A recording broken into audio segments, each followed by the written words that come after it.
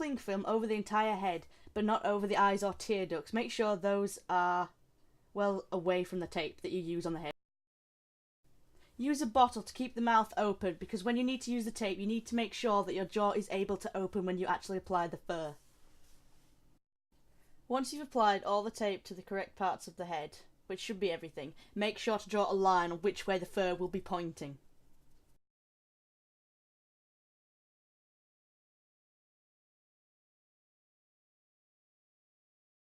Here's a brief video of how the head should look with the tape on and the tape off. Once the tape on, you can see that the cling film keeps the head shape with the tape on.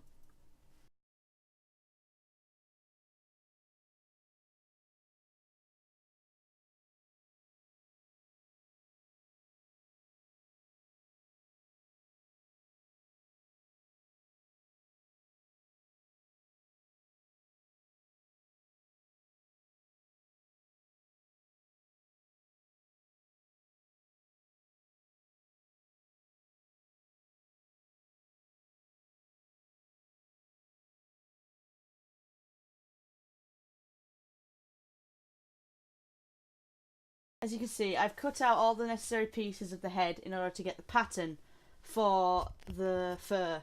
Cut round pieces to make sure the edges aren't there. As usual, make sure to pin down the pattern to the fur and make sure it's facing the correct way when you actually sew it all together. Just a hint, never actually do what I did and sew your... Make sure to sew your pieces together rather than actually gluing parts on instead of sewing it. If you, like me, don't have a mannequin head to use, in order to get the base and the balaclava of the head, use someone else's body and they'll do it for you and tape around that with cling film. Make sure that when you make the balaclava pattern to put darts in order to keep the path in the same correct way in shape. So after you've done that, draw it on and sew it all together. And on again onto the fur in the correct way. Make sure that after you've cut it all out, including the face, that you sew the whole bastarding thing together.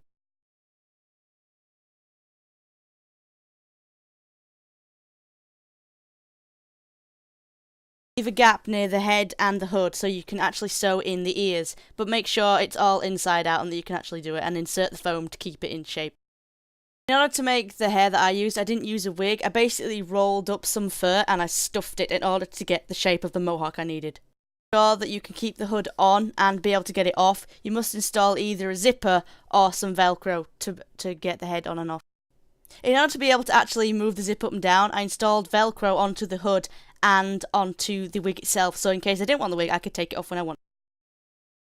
There we have it. My Foxbat head is absolutely complete, and this was the most terrifying part because it was the last one I did because I was so scared to actually do it in case I fucked up.